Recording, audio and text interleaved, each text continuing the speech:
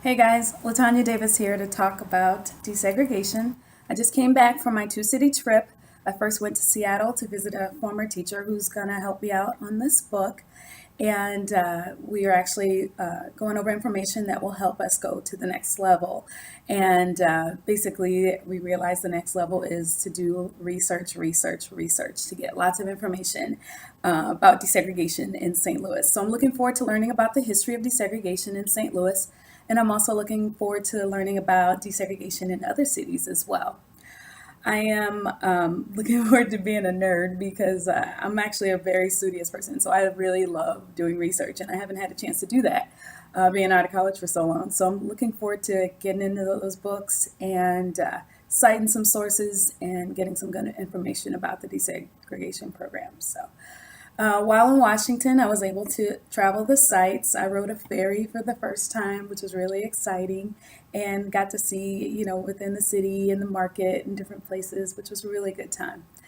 On my way to my second city, we flew over the Northern California, and I got a chance to see the the fire that is brewing in Northern California. It is huge, and flying over it, it looked almost as if I was flying over a volcano. The clouds were huge, and you could see, the orange light of the fire, and it was very scary. It's pretty big, but it was really scary. I had a chance to look at that. But after that, I had a slight hiccup in California. But once that got all straightened out, I was able to visit a friend of mine, a school friend, Lainey, that I went to high school with. And she gave me the opportunity to tour the sites of LA, Los Angeles, which was awesome. I loved it. And I am going to go back the next chance I get. I really enjoyed going there. I had a blast, learned a lot about the city, and it was really cool.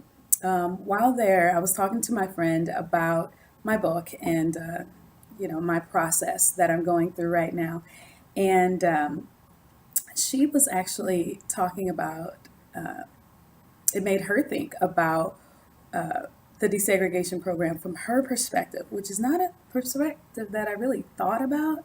I mean, she lived in Eureka, and so she got to see, kids waking up early, getting on the bus, early bus stop time, riding it all the way to school, and staying late, and getting home late, and different things like that.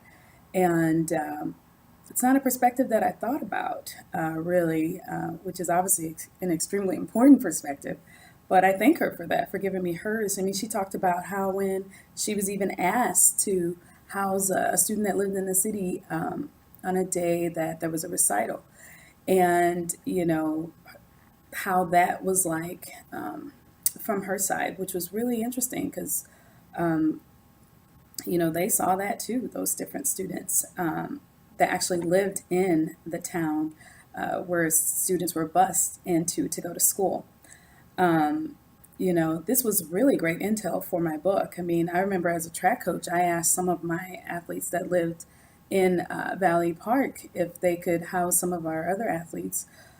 Because I remember as a track athlete going home late after practice on the late bus, and then having to get homework done, wake up early, and then go, you know, take a cab to a school for a track meet and be physically and mentally prepared for that after not much sleep. So it's really a perspective that a lot of people don't know about. I mean, these athletes, they don't get much time to sleep after getting home late on the bus in preparation for track meets the next day.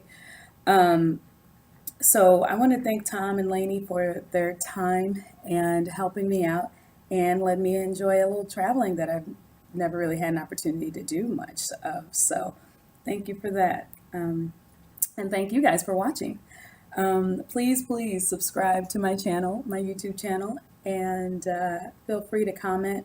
I want to hear from students that have been through the program and maybe some stories that you might have on the bus.